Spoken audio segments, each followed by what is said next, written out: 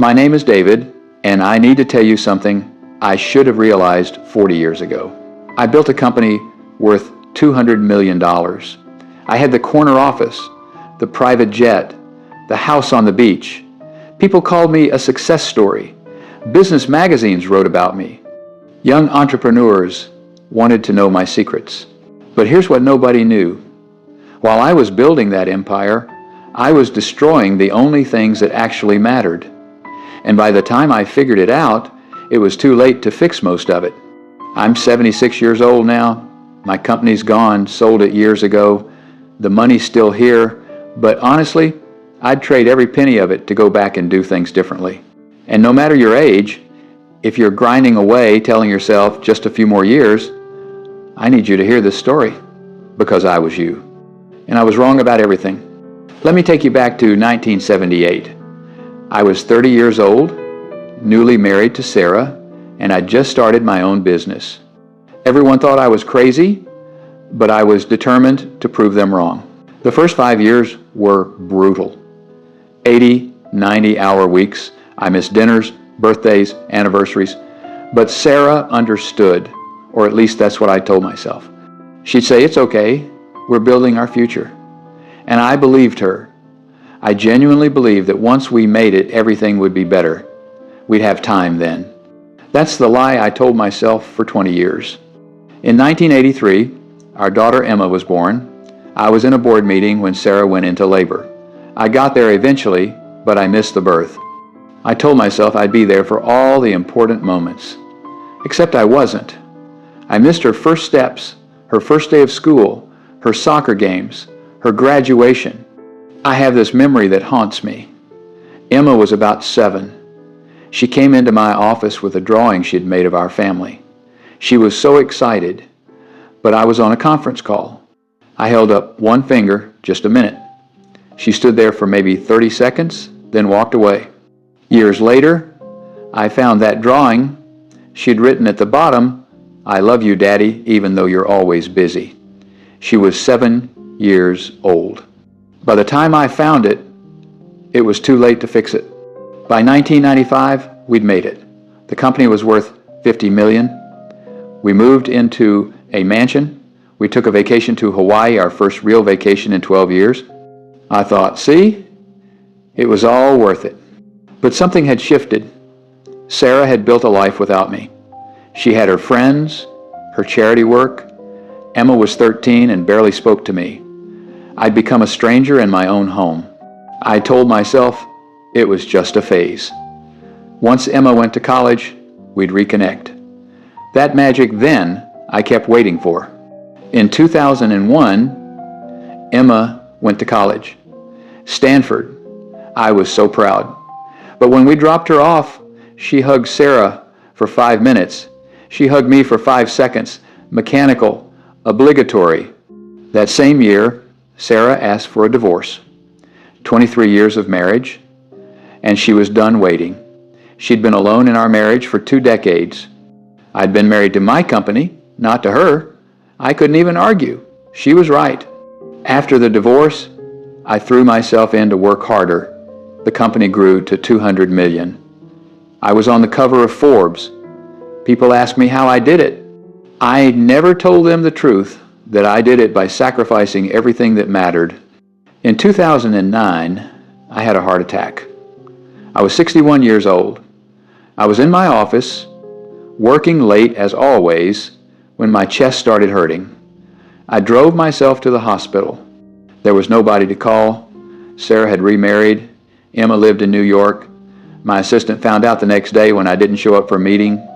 Lying in that hospital bed, hooked up to machines, I had this moment of absolute clarity. What was it all for? I'd built this massive company. But who was I building it for? Not for Sarah, she was gone. Not for Emma, she'd learned to live without me. For myself? For my ego? For some imaginary finish line that kept moving further away? I sold the company in 2012, got a huge payout, and then I had to figure out what that life was supposed to look like. 64 years old with more money than I could spend and nobody to spend it with, I tried to reconnect with Emma, called her every week, flew to New York, But here's the thing about time. You can't make it up. You can't go back and attend those soccer games. Once that time is gone, it's gone forever. Emma's civil to me now. We have lunch sometimes. We talk on the phone. But we don't have what other fathers and daughters have. We don't have inside jokes or shared memories. We're cordial, pleasant, but we're not close. And that's on me. She got married 3 years ago. She asked me to walk her down the aisle, and I did. But when she gave her speech at the reception, she talked about her mom, about how Sarah had been there for everything, how Sarah had taught her to be strong, how Sarah had shown her what it meant to be a good person. She thanked me for coming. That was it. She thanked me for showing up to her wedding, like I was a guest, not her father. That night, back in my hotel room, I cried for the first time in decades because I'd missed it all. The moments that actually mattered. I'd been so busy building something I thought was important that I'd missed watching my daughter grow up. I'd missed being part of her life. And now I'm this elderly man she tolerates because I'm her father, not because she actually wants me in her life. Here's what took me 60 years to learn. Success means nothing if you're alone. Money means nothing if you have nobody to share it with. Achievements mean nothing if the people you love don't care. I see young men today making the same mistakes I made. I see them working 70, 80-hour weeks. I see them missing dinners with their kids because they have to finish one more report. I see them prioritizing their careers over their marriages. And they all say the same thing I said, just a few more years, once I make partner, once I hit this number, once I achieve this goal, then I'll focus on family. But it never happens. Because there's always another goal, always another promotion, always another deal. The finish line keeps moving. And meanwhile, your kids grow up, your marriage falls apart, and you wake up one day as an old man with a bank account full of money and a heart full of regrets. If I could go back and talk to my 30-year-old self, here's what I'd say. Your company will survive if you leave at 5 o'clock. That meeting can wait until Monday. That email can be answered tomorrow, but your daughter's childhood won't wait. Her soccer game is today, her school play is tonight, and once those moments pass, they're gone forever. Work will always be there. There will always be another deal, another project, another crisis that feels urgent. But your kids won't always be kids. Your wife won't always wait. Your parents won't always be here. The people you love, they're on a timer, and you don't know when that timer runs out. I've got more money than I'll ever need. I've got investments and properties and a retirement fund that could support 10 people for a lifetime. But I'd trade it all, every single penny, for one more day with Emma when she was 7, for one more evening with Sarah before I pushed her away, for the chance to show up and be present instead of always being somewhere else. You know what's funny? Nobody at my company remembers me. I sold it, and they brought in new management, and within 2 years, it was like I'd never existed. The deals I worked so hard on, nobody cares anymore. The achievements I thought were so important, they're footnotes in old business journals that nobody reads. But Emma remembers.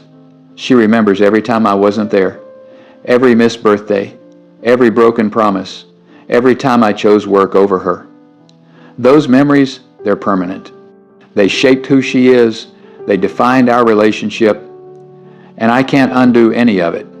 I'm 76 years old now. I live alone in a condo by the beach. I've got more time than I know what to do with. I read, I travel, I volunteer, but mostly I think about what could have been.